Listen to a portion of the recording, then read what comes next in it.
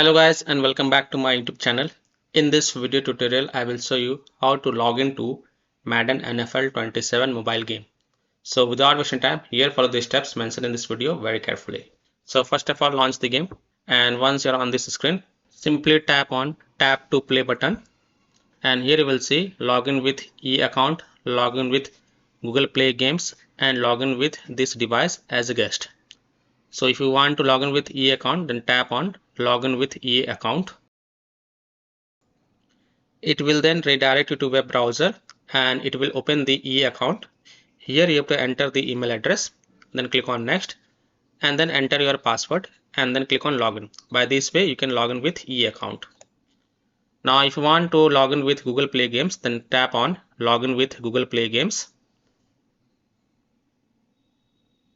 Just wait. It is logging, just wait. Now it will then ask you to enter a name. So please enter your player name.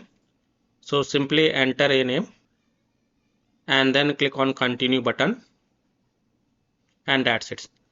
So by this way you can easily log into EA Sports Madden NFL 27 mobile football game. So that's all for this video. If this video helped you, then please like and subscribe to my channel, share this video and hit the bell icon to get the latest updates. Thank you.